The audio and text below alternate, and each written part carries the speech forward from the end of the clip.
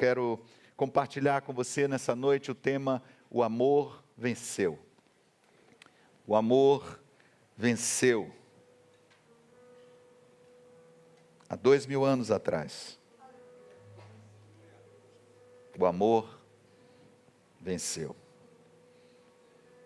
O texto que nós vamos ler é provavelmente o versículo mais conhecido e mais citado, mais proclamado de toda a Bíblia Sagrada.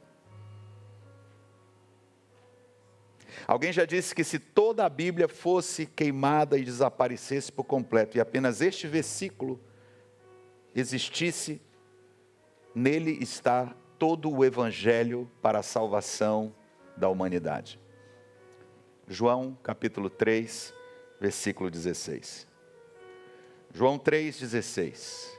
Porque Deus amou o mundo de tal maneira que deu o seu Filho unigênito, para que todo aquele que nele crê não pereça, mas tenha a vida eterna. Santo Deus, glorioso é o teu nome. Tu és o Rei, o Senhor, aquele que se assenta no mais alto e sublime trono, e que governa toda a história, todas as nações da terra. Obrigado pela oportunidade nesta noite de ouvir a tua voz por meio da tua palavra. Fala conosco, Senhor. Abre os nossos olhos espirituais. Toca em cada um de nós, pois tu conheces o nosso coração. Tu sondas e conheces cada um de nós por dentro e por fora. Nada está encoberto ou oculto aos teus olhos.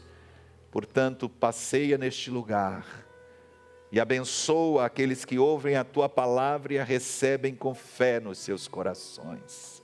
Estende a tua mão de poder. Tu és o mesmo ontem, hoje e eternamente, o Deus do impossível, o Deus das maravilhas, o Deus de amor. Fala conosco, Pai Santo.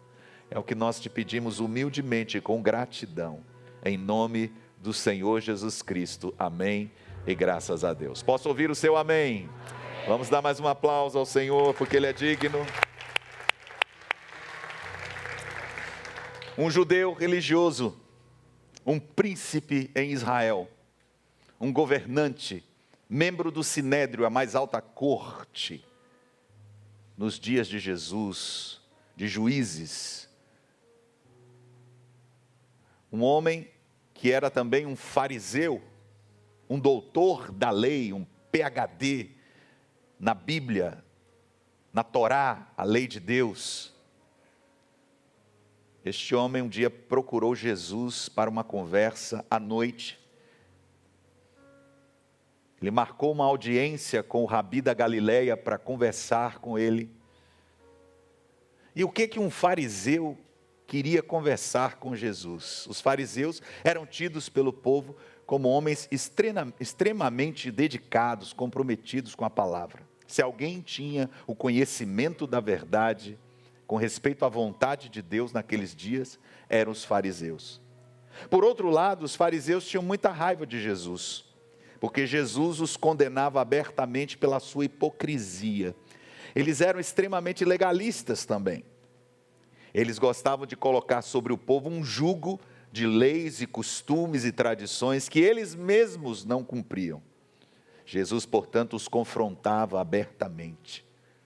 E por isso eles tinham ódio de Jesus e queriam eliminá-lo, matá-lo. Mas este fariseu é diferente. Este doutor da lei, este príncipe governante dos judeus, é um homem que tem um coração sedento. Ele sente que alguma coisa está faltando, que aquilo que ele conhecia a respeito da lei de Deus não era suficiente. E ele havia ouvido falar de Jesus, e ele admirava Jesus. Então, por medo dos demais fariseus, ele marca este encontro com Jesus à noite. E quando ele encontra Jesus, ele começa a elogiar o Senhor. Ele diz: Senhor, nós sabemos que o Senhor é um homem de bem, que o Senhor é um homem de Deus, que o Senhor é um mestre na palavra, E mais do que isso, nós temos visto os teus sinais, as maravilhas que tens operado. E ninguém pode operar os sinais que tu operas se Deus não for com ele. Jesus não perdeu tempo. Jesus foi direto ao ponto. Jesus olhou para aquele homem, Nicodemos era o seu nome, e disse para ele: você precisa nascer de novo. Aquela palavra soou tão estranho ao coração de Nicodemos, e Jesus repetiu enfaticamente: você precisa nascer de novo. Se você não nascer de novo, você não pode ver o reino de Deus. Nicodemos, se você não nascer de novo, você não pode entrar no reino de Deus. Nicodemos ironizou essa palavra de Jesus porque não a compreendeu. Ele disse: Senhor, como posso eu, um homem sendo velho, da minha idade, voltar para o ventre da minha mãe, para a barriga da minha mãe e nascer de novo? Jesus mais uma vez retrucou e disse: eu não estou falando de nascimento da carne, porque nascido da carne é carne. Eu não estou falando de reencarnação. Estou falando de nascimento do Espírito. Se você não nascer da água e do Espírito, você não pode entrar no reino de Deus. Você precisa nascer de novo. Agora preste atenção, porque o novo nascimento é algo muito importante de ser compreendido dentro da ênfase fundamental da nossa fé cristã. Isso porque o nascimento biológico natural é o começo da vida. Mas o novo nascimento sobre o qual Jesus se refere aqui é começar a vida de novo. É ter uma nova natureza. É ter novos propósitos, novos objetivos, novos ideais, novas aspirações, novos sonhos, novos valores. No nosso primeiro nascimento, nós nascemos corrompidos pelo pecado. Como descendentes de Adão, nós somos uma raça estragada, arruinada.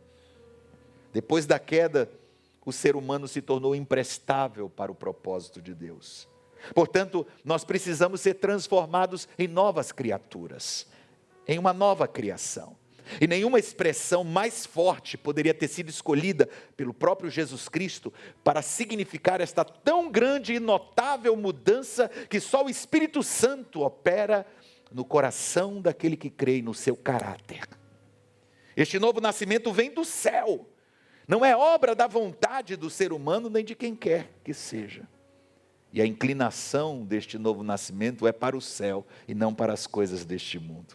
Este novo nascimento é uma grande mudança feita no coração do pecador pelo poder do Espírito Santo, que quebra as algemas, as cadeias do pecado e o liberta para viver na presença de Deus em verdadeira justiça e santidade todos os dias da sua vida. Este novo nascimento significa que algo é feito por nós e em nós, aquilo que nós mesmos não poderíamos fazer por nós.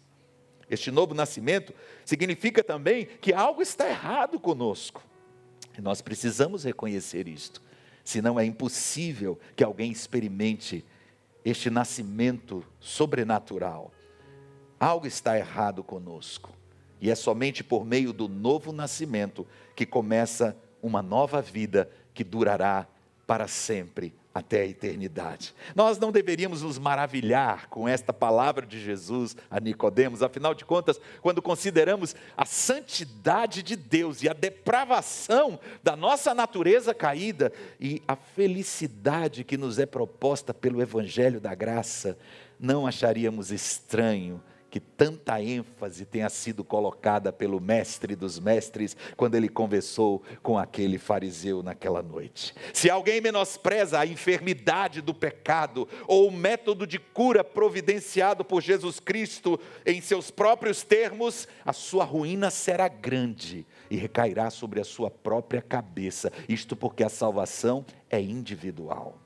João 3,16 traz 4 verdades fundamentais sobre o amor de Deus que eu gostaria de compartilhar com vocês antes de tomarmos a ceia do Senhor nesta noite. Em primeiro lugar, o texto diz que Deus amou. Deus amou. Deus amou o mundo tanto, tanto, tanto. Deus amou o mundo de tal maneira, Deus amou. Antes de Jesus Cristo vir ao mundo, ninguém jamais sonhou em dizer: Deus ama. Deus te ama.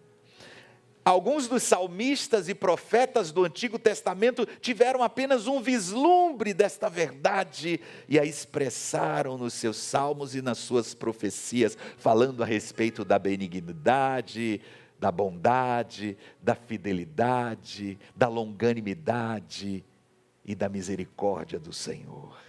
Dentre os muitos deuses que povoavam o panteão dos politeístas naquela época, nos dias de Jesus, nunca nenhum dos seus adoradores jamais disse a respeito de qualquer Deus, Ele me ama. Eram deuses caprichosos, deuses com diversas finalidades e objetivos. Deus da guerra, Deus da paz, Deus da fertilidade, Deus da sensualidade do amor, deusas e deuses, mas nenhum deles jamais expressou ao ser humano amor.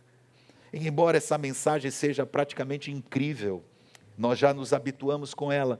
Depois de 2000 anos, ela já não nos é mais estranha. Quando ouvimos falar que Deus ama e que Deus é amor, isto não nos causa estranheza por causa daquilo que Cristo veio nos revelar. Mas se pensarmos com profundidade sobre o que esta mensagem realmente significa, toda esta verdade brilhará com uma sublime novidade em nosso coração nesta noite. E todas as misérias, tristezas e perplexidades das nossas vidas serão levadas pelo vento, e não seremos mais afligidos por elas, se estivermos envolvidos e abraçados no perfeito amor de Deus. Deus ama é a melhor coisa que pode ser dita pelos lábios de qualquer ser humano. Deus amou o mundo. Agora, quando falamos em amar o mundo, estamos falando de amar todos os seres humanos. Quando falamos de amar uma grande quantidade de indivíduos, é claro que quanto maior o número de pessoas que sejam alvo do nosso amor, menor é a qualidade e a intensidade deste amor, não é verdade? O patriota mais apaixonado da nação brasileira não a ama nem um décimo de milésimo, tanto quanto ama sua própria filhinha ou seu próprio filho. Sentir alguma coisa sobre uma grande multidão de pessoas é como olhar para uma floresta. Quando nós olhamos para uma floresta, nós não vemos as árvores individualmente, nós vemos uma floresta. Mas não é assim que Deus ama o mundo. Ele ama a todos, porque Ele ama a cada um, pessoalmente. E assim como os raios do sol se derramam sobre todos na multidão que olham para Ele, assim todo o amor de Deus se derrama não sobre uma multidão, não sobre uma abstração, não sobre um conjunto de pessoas, uma comunidade, mas sobre cada indivíduo, cada alma, cada pessoa que compõe este planeta. Ele ama a todos, porque Ele ama a cada um de nós. É muito bom dizer Deus é amor. É muito bom dizer que Deus ama o mundo. Mas é muito melhor dizer, como o apóstolo Paulo disse, aquele que me amou e a si mesmo se entregou por mim. Aquele que me amou e a si mesmo se entregou por mim. Deus me ama. Deus me ama. Deus me ama. Bate no seu peito e fala isso nessa noite. Deus me ama. Há uma grande diferença quando você entende isso, quando você se apodera disso, quando você se apropria desta verdade. Deus amou o mundo porque Ele ama a cada um de nós individualmente. Diga bem alto, Deus me ama. Diga bem alto para o inferno ouvir, Deus me ama. Diga bem alto para os anjos clamarem em adoração ao Senhor, Deus me ama. Dê o melhor aplauso que você puder ao Senhor nessa noite. Nós nunca obteremos todo o bem desta verdade até que a coloquemos em nossos corações. Deus me ama. Interessante, irmãos, que no Evangelho de João, o texto diz: Deus amou o mundo.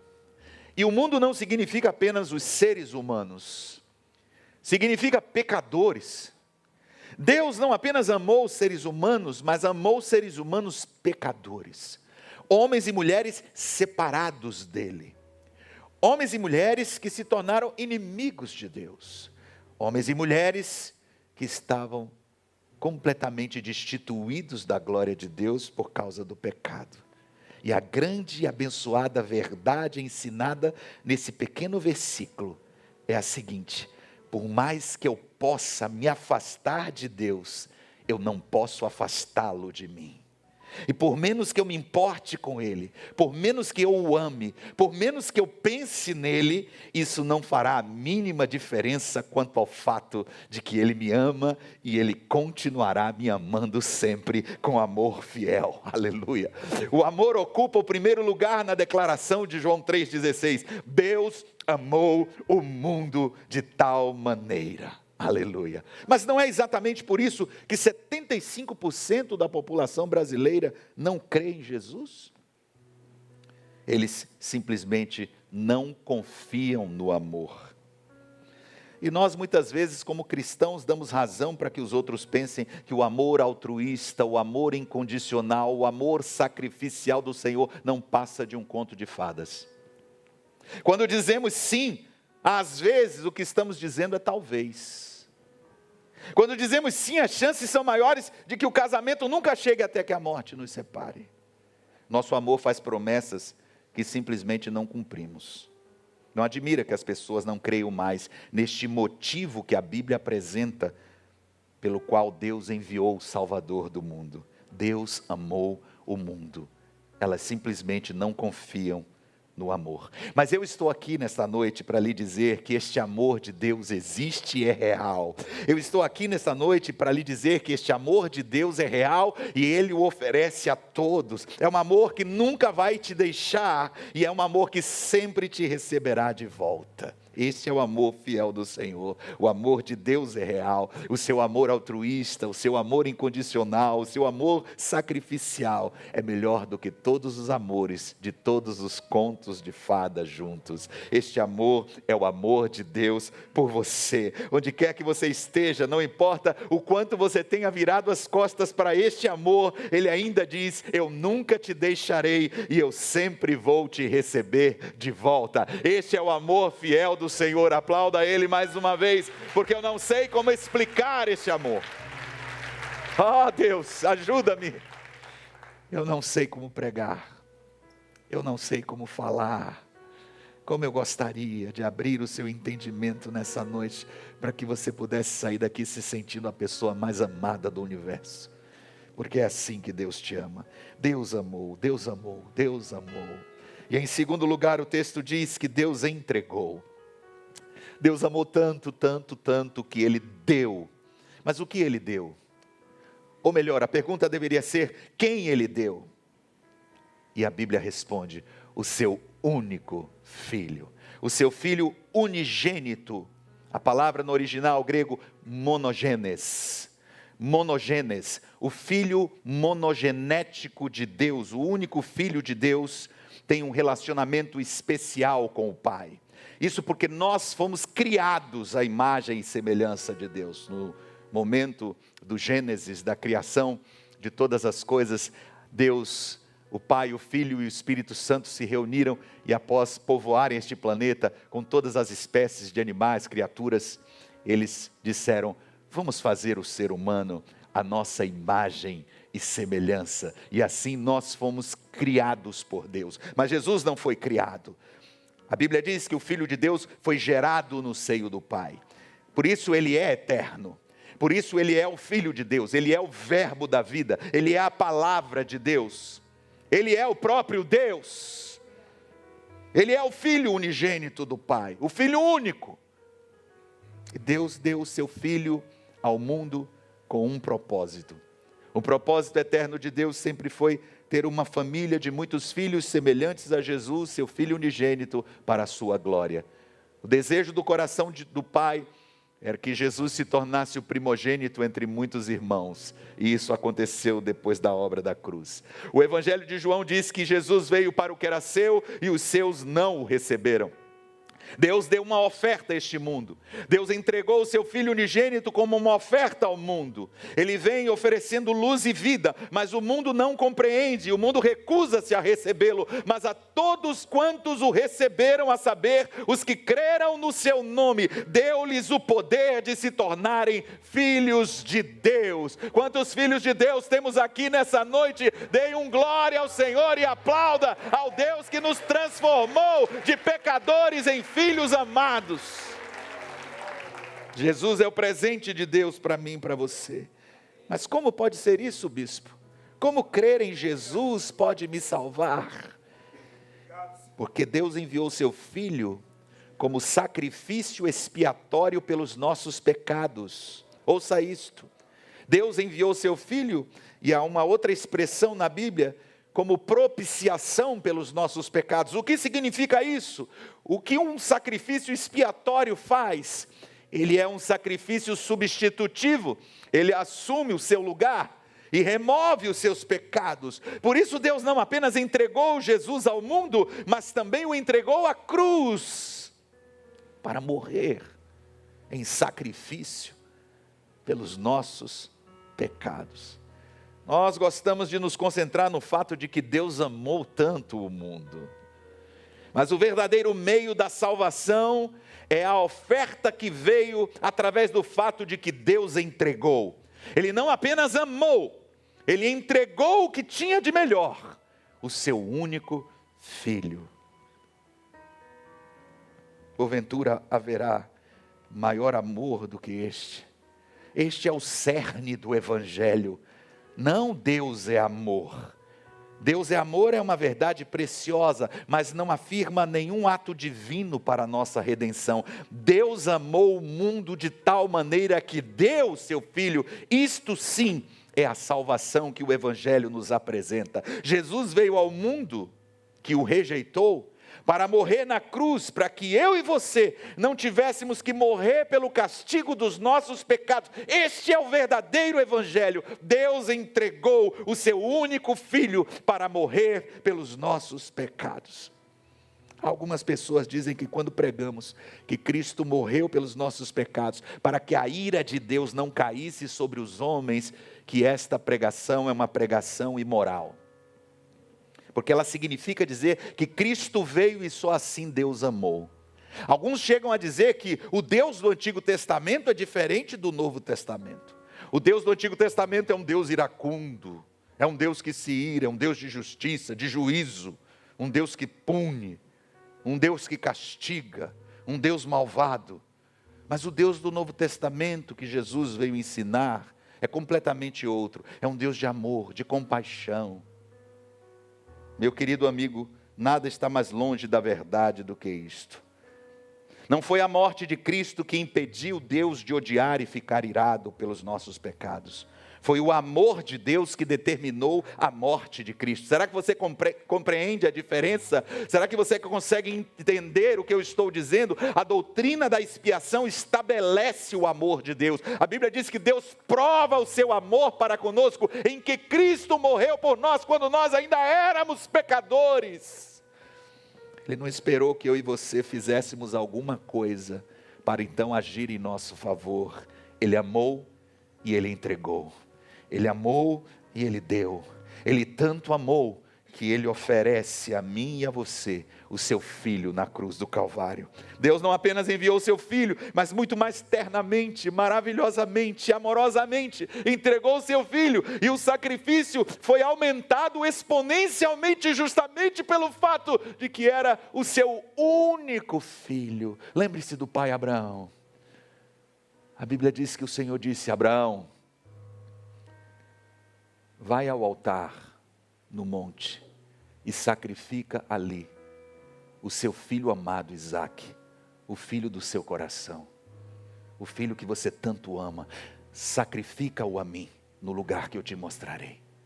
E Abraão foi em obediência a Deus. E quando tudo estava preparado para o sacrifício, ele levantou o cutelo para imolar o seu filho diante do Senhor. O anjo de Deus bradou: Abraão, Abraão, não faça nada com o garoto. Agora sei que você me ama, porque não negaste a mim o seu bem mais precioso, o seu único filho, o filho da promessa, o filho da sua herança. Deus não requereu do pai Abraão o sacrifício do seu filho Isaque, mas ele próprio, Deus, ofereceu a nós o seu filho em sacrifício. Isaque perguntou antes de ser colocado no altar: meu pai, aqui estão a lenha e o fogo, onde está o cordeiro para o sacrifício? Abraão disse: Jeová Jiré, meu filho, Deus proverá. E naquele momento, quando ele olha para o lado, ali está um carneiro, um cordeiro, preso pelos chifres em um arbusto, e ele então o sacrifica ao Senhor no lugar do seu filho. Deus não requereu de Abraão o sacrifício do seu filho, mas ele próprio entregou o seu filho unigênito pelos nossos pecados. Queridos irmãos, não tenhamos medo de seguir tudo que está incluso nesta grande palavra de Deus revelada em João 3,16. Deus amou o mundo de tal maneira que deu o seu Filho unigênito, pois não há amor que não tenha prazer em dar, não há verdadeiro amor que não tenha prazer em sacrificar, não há amor que não tenha prazer em privar-se de alguma forma daquilo que oferece. Este é o verdadeiro amor. E as palavras de Paulo devem ser interpretadas em toda a sua bendita profundidade, quando ele declara: aquele que nem mesmo ao seu próprio filho poupou, antes o entregou por todos nós, como não nos dará, juntamente com ele também, todas as coisas? Deus amou tanto, Deus amou de tal maneira, Deus amou tão profundamente, tão santamente, tão perfeitamente, que deu o seu Filho unigênito. E a oferta deste Filho é, por assim dizer, o rio pelo qual o amor de Deus chega a todas as almas deste mundo. Agora, há muitas pessoas que gostariam que nós colocássemos um parênteses na parte central desse texto. Há muitos pregadores da modernidade que dizem que nós devemos juntar as primeiras e as últimas palavras de João 3,16 e esquecer do que está no meio. As pessoas que não gostam da doutrina da cruz, do evangelho da cruz, dizem assim: Deus amou o mundo de tal maneira que deu a vida eterna. Ponto final. Se existe um Deus e se Ele ama o mundo, por que Ele não pode salvar as pessoas sem mais delongas? Não há necessidade de cláusulas interpostas. Deus amou o mundo de tal maneira que todos vão para o céu. Esse é o evangelho de muitos por aí. E este é o evangelho de muitas pessoas ditas sábias e eruditas. Mas não é o evangelho de João, e não é o evangelho de Cristo. O início e o fim deste versículo extraordinário não podem ser unidos desta maneira grosseira. Eles têm que estar ligados como elos de uma corrente. E há 4 elos nesta corrente. 2 foram forjados por Deus, e 2 precisam ser forjados por nós. 2 representam o trabalho de Deus, e 2 representam a nossa parte na equação. Há 4 elos nesta cadeia. Os primeiros 2, Deus amou o mundo de tal maneira que deu o seu Filho unigênito. Essa é a obra de Deus. Esta é a parte de Deus. Esses são os 2 elos que Deus forjou na corrente da salvação. Mas agora existem outros 2, para que todo aquele que nele crê não pereça, mas tenha a vida eterna. Esta é a sua parte. Esta é a nossa responsabilidade e o nosso trabalho para que esta corrente se complete. E é em vão que Deus tenha realizado o seu trabalho e forjado os seus 2 elos, se você não forjar os seus e não ligá-los aos do Senhor. Por isso nós chegamos no terceiro ponto dessa ministração sobre o amor de Deus. Em terceiro lugar, eu creio. Diga comigo: eu creio. Deus amou, Deus entregou e eu creio. Diga mais uma vez: eu creio. Chegamos à segunda parte desta equação, e cada um de nós agora tem uma responsabilidade para com aquilo que Deus fez. Deus amou e entregou o seu único Filho. Então o que traremos nós para a mesa do Senhor? A mesa do Senhor está posta. Deus amou, Deus entregou. Aqui estão o pão e o vinho representados no corpo e no sangue do Senhor. A obra da cruz. Deus amou, Deus entregou. O que nós traremos para acrescentar a esta mesa, que resultará em perdão e vida eterna? Nós o amamos mais, nós o amamos de volta, nós o amamos em retribuição, nós oferecemos sacrifícios a Ele, nós damos alguma coisa? Na verdade, não. Nenhuma quantidade de amor ou sacrifício da nossa parte adicionada à equação resultará no perdão dos nossos pecados. A única coisa que podemos fazer, aquilo que podemos adicionar à equação da salvação, é a fé e apenas a fé. E é por isso que o texto diz claramente: Deus amou o mundo de tal maneira que entregou o seu Filho, que deu o seu Filho unigênito, para que todo aquele que nele crê. Essa é a nossa parte. Tão somente crer. Se quisermos viver eternamente, tudo o que precisamos fazer é crer. Mas você dirá: isso é muito simples, não faz sentido. Deveria ser alguma coisa mais difícil, alguma coisa mais complexa, alguma coisa que envolva o nosso comportamento, ou coisas que nós tenhamos que fazer para acrescentar a esta salvação. Mas essa é a verdade do Evangelho de Deus. Se alguém quer a vida eterna, deve simplesmente crer que Deus amou e crer que Deus entregou o seu Filho na cruz. Mas muitos não crerão. Se as nossas estatísticas sobre a população perdida no Brasil estiverem corretas, apenas 1/4 da população brasileira, neste momento, crê em Jesus. Na melhor das estimativas, 25% da população evangélica brasileira confessa que crê em Jesus Cristo como Senhor e Salvador e vive um relacionamento de adoração e de compromisso com a palavra de Deus. Algumas pessoas acreditam em Jesus, mas não creem em Jesus. Como assim, bispo? Explica melhor isso. A questão central é se realmente eu creio ou não creio. Você talvez diga: sim, eu acredito em Jesus. Sim, eu aceito Jesus. Sim, eu amo Jesus. Eu aceito cada palavra do Evangelho. Eu acredito piamente que Jesus Cristo morreu, até porque é uma questão histórica. Eu acredito plenamente que Ele morreu pelos pecados de toda a humanidade. Então, será que é exatamente isso que Jesus está falando a respeito de crer? Será que é isso que o texto de João 3,16 nos ensina, quando diz: para que todo aquele que nele crê? Pois saiba você que acreditar em Jesus não significa ter fé nele. E a menos que você creia nele, não obterá nenhum bem dele. Talvez você esteja aqui passando por tensão, estresse, por um momento difícil na vida. Talvez você esteja se sentindo triste. Talvez você esteja experimentando uma decepção, uma rejeição. Talvez você esteja num momento de crise na sua vida. Talvez você tenha entrado aqui com muitas dúvidas, mas não se engane. Você já sabe o suficiente sobre Jesus. Você decide crer ou não crer. Ou você é um crente ou você não é.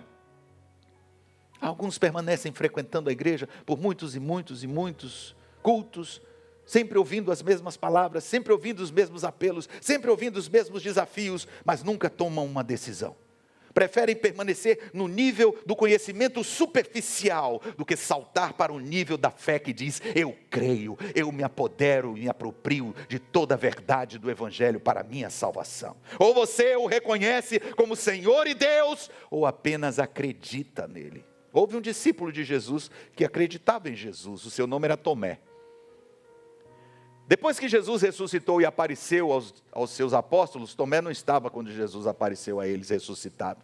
E eles correram para compartilhar essa grande verdade do Evangelho, uma pedra fundamental da fé cristã. Cristo vive para sempre, Ele ressuscitou dentre os mortos. E quando falaram isto para Tomé, ele disse: eu não creio. Não.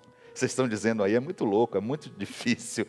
Se eu não vir com os meus olhos, se eu não tocar, colocar os meus dedos nas feridas dos cravos, nas mãos, no lado, eu não crerei. 8 dias depois, Jesus apareceu novamente aos seus discípulos ressuscitado, e Tomé estava entre eles. Quão grande foi a sua vergonha por causa da sua incredulidade. Quantos estão aqui nessa noite, talvez protelando o seu compromisso com Cristo, porque dizem que acreditam em Jesus, mas nunca de fato se comprometeram com Ele. Não espere o dia em que Ele apareça finalmente para confrontar a sua incredulidade, porque quando Tomé ouviu o ressuscitado, prostrou-se aos seus pés e fez a declaração que salva: Senhor meu meu e Deus meu. Enquanto você não crê de todo o coração que Ele é o Senhor da sua vida e o seu Salvador pessoal, você não pode experimentar a vida eterna. Então, às vezes as pessoas acreditam, mas não creem. Às vezes também as pessoas não creem porque não querem saber. A Bíblia diz: conhecereis a verdade vos libertará. Jesus começou o seu evangelho pregando o arrependimento e a fé. João diz que nele estava a vida, e a vida era a luz dos homens. Ele era a luz de todos os que viviam em trevas. Ouça isso, nós podemos ter a luz do sol brilhando todos os dias ao acordarmos, e ainda assim a nossa vida continuar nas trevas. Estamos cegos para grande parte do pecado em nossas vidas, porque não vemos a realidade como Deus a vê. Estamos vagando em um mundo espiritual sombrio, nos tornamos crentes virtuais, mas às vezes simplesmente não queremos vir para a luz.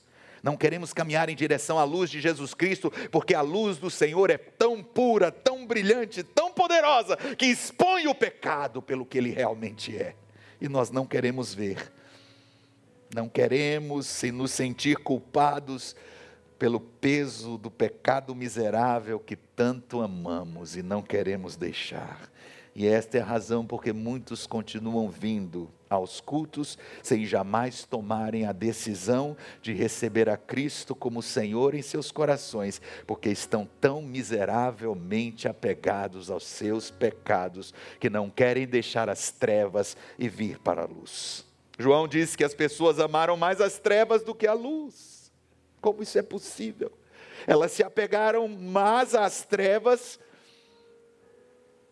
do que a própria luz. Isso nos faz pensar profundamente. Você ama a sua escuridão? Você ama os pecados que você continua cometendo? Você se sente confortável com a forma como você tem conduzido a sua vida espiritual? Antes de participar da ceia do Senhor, é importante que você responda a si mesmo estas perguntas. Claro que algumas coisas em sua vida talvez você gostaria de mudar, talvez você esteja aqui e você sinta de uma certa forma o constrangimento do Espírito Santo e você diga: eu preciso mudar isso, mas provavelmente você também é como aquele tipo de pessoa que diz assim: afinal de contas isso não é também algo tão grande, tão grave, você se sente melhor do que a maioria das pessoas. Ou talvez você diga: eu vou mudar, eu tenho que ser melhor, eu tenho que fazer alguma coisa, eu tenho que me comportar de uma maneira diferente. Não, isso não trará perdão ao seu coração e vida eterna para você. O que traz vida eterna ao seu coração é a pura luz de Jesus expondo todas as coisas. Se eu entrar um pouco que seja em seu brilho, não será como se eu precisasse mudar este ou aquele hábito errado, ou esta ou aquela atitude pecaminosa. Se eu entrar em um pouco da sua luz, serei completamente exposto por Jesus, e tudo que está errado na minha vida terá que mudar mesmo. E eu sei disso. E é por isso que muitas vezes eu não oro, eu não o busco, eu não me achego, eu não me aproximo, porque eu tenho medo da sua luz. Talvez você se sinta assim, talvez você esteja com medo de dar tudo a Jesus, porque você não sabe o que vai acontecer. Talvez você esteja com receio de se entregar totalmente a Jesus, porque você sabe que não há como não ter que fazer mudanças drásticas na sua vida para se tornar definitivamente um servo, uma serva do Senhor. Talvez você pense que quer entregar tudo a Jesus, mas tenha receio do que Ele vai fazer com isso. Você sabe quem você é agora, mas você não tem a menor ideia de o que será da sua vida quando você entregar completamente o seu coração a Jesus e entrar na sua luz. Meu querido, minha querida, deixe-me lhe dizer, a única coisa que você pode fazer nessa noite é crer. Mas crer no quê, bispo? Crer que Deus te ama. E crer que Deus deu o seu Filho unigênito na cruz por você. Esta é a verdade do Evangelho, que você e só você precisa se apropriar nessa noite. Ninguém poderá fazer isto por você. Talvez sua mãe esteja orando por você há muitos anos. Talvez alguém esteja orando por você, seu esposo, sua esposa, seu filho, sua filha, seu vizinho, um amigo crente do seu trabalho, alguém que tem orado por você, mas somente você pode tomar esta decisão. Talvez por isso muitos digam, ainda não estou preparado, este ainda não é o momento, ainda não me sinto, ainda não senti que é a hora, Jesus ainda não tocou no meu coração. Ouça isso, a salvação da sua alma, a paz do seu espírito, a alegria verdadeira e tudo de bom que há nesta vida e na próxima, dependem absolutamente dessa decisão, e é simplesmente crer em Jesus Cristo e na sua morte pelos seus pecados, confessá-lo como Senhor e Salvador pessoal. Isto é o que você tem que fazer. Aquele que crê e com confiança segura a mão daquele que o sustenta, nunca cairá, mas aquele que não segura essa mão, nunca se levantará e caído permanecerá. Eu creio, diga novamente, eu creio, mas em quarto lugar, eu recebo. Diga também, eu recebo. Diga, eu creio, eu recebo. Segura as mãos fechadas e diga, eu creio e eu recebo.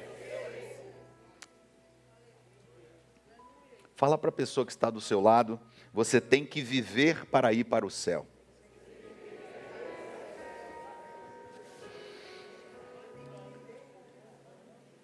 Talvez esse irmão esteja chamando, peraí, o que você está falando? Calma assim, eu pensei que eu tinha que morrer para ir para o céu.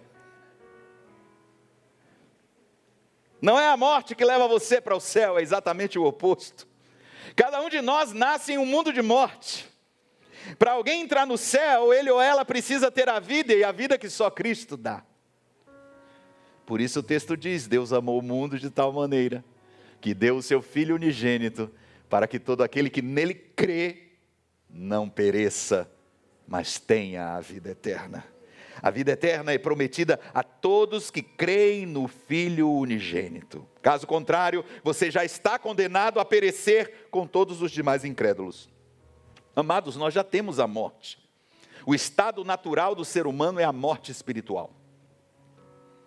Nós nascemos mortos espiritualmente em Adão.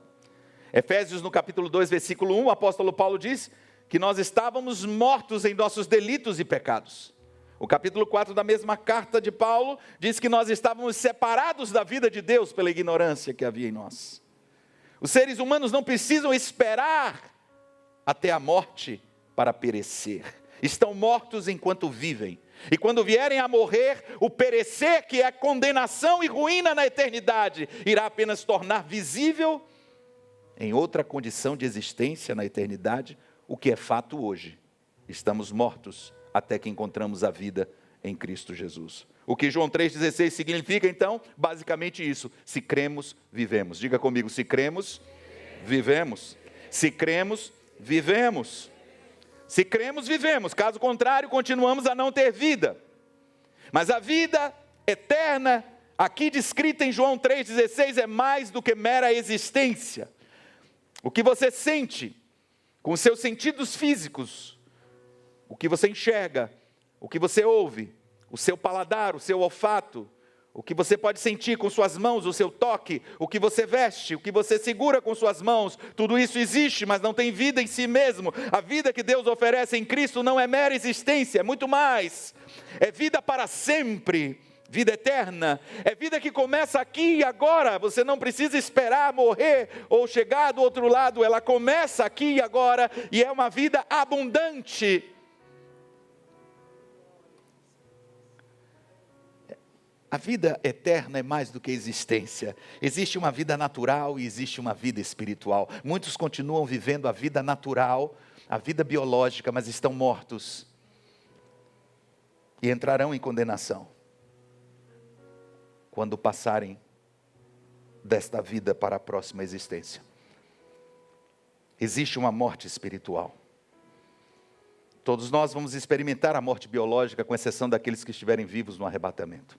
Mas ainda assim serão transformados, porque este corpo mortal não pode receber imortalidade sem passar por um processo de glorificação. Este corpo corruptível não pode receber incorruptibilidade sem passar pelo processo da glorificação.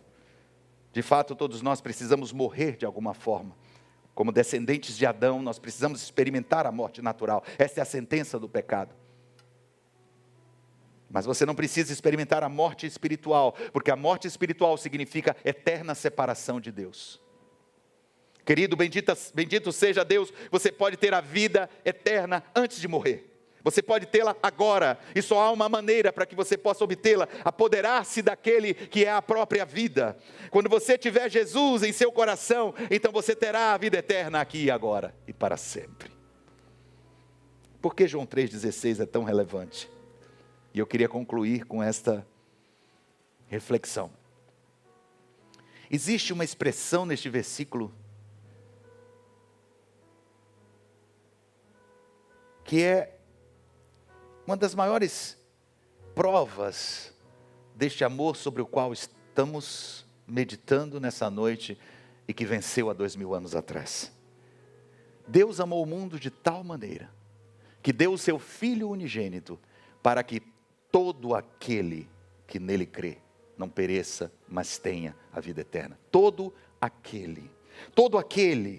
Esta expressão, todo aquele, é um convite infinito que ultrapassa gênero, ultrapassa raça, ultrapassa cor, ultrapassa tradição, etnia, ultrapassa até mesmo tempo.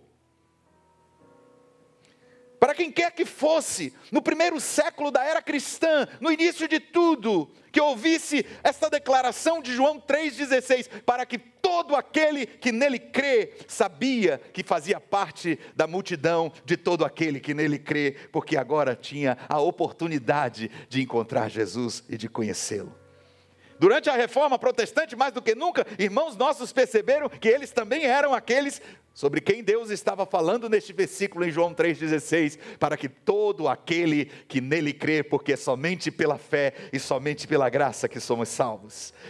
E quando o evangelho de João foi aberto a nós, quando os meus e os seus olhos espirituais foram abertos, e nós ouvimos esta declaração do evangelho, para que todo aquele que nele crê, você e eu dissemos: eu sou todo aquele, eu estou inserido nesse contexto de todo aquele que nele crê. E no futuro nunca haverá um tempo em que alguém possa dizer, quem quer que seja: Deus não se importa comigo, porque esta verdade eterna que jamais passará, este evangelho que permanecerá para sempre, continuará declarando e reverberando: todo aquele que nele crê. Esta salvação é para todo aquele que nele crê. Vamos aplaudir o Senhor, porque Ele é tremendo. Glória a Deus. Todo aquele, não importa quem você seja, todo aquele. Jesus foi colocado em um sepulcro depois de crucificado e morto, mas ao terceiro dia Ele ressuscitou, e todas as pessoas deste mundo agora podem se alegrar, porque Jesus está vivo para sempre. Ele venceu a morte e Ele pode cumprir a sua promessa de vida eterna. Não há pessoa neste mundo que não possa ser salva a qualquer hora e em qualquer lugar. Onde quer que você esteja, você não está muito longe de casa. O Pai está te esperando para abraçar homens e mulheres que hoje possam receber este abraço e dizer: eu quero voltar para a casa do meu Pai. Homens e mulheres que foram longe demais e desperdiçaram a sua vida, mas que agora voltam para a casa do Pai e recebem o abraço de amor do Senhor. Essa é toda a promessa deste versículo. Todo aquele significa você, todo aquele significa todos nós. O amor venceu há 2000 anos atrás. Põe a sua mão no seu coração. Pai, antes de nós tomarmos a ceia, nós gostaríamos imensamente de agradecer ao Senhor por esta palavra, por este evangelho tão simples e ao mesmo tempo tão profundo. Obrigado por abrir os nossos olhos para conhecermos todas as dimensões deste amor, seu comprimento, a sua largura, a sua altura e a sua profundidade. E o desejo do nosso coração é sermos cheios deste amor até a plenitude de Cristo Jesus. Abençoe-nos, abençoe as nossas famílias, use as nossas vidas para que esta verdade chegue ao coração daqueles que precisam ouvi-la. Nós oramos em nome do Senhor Jesus. Amém.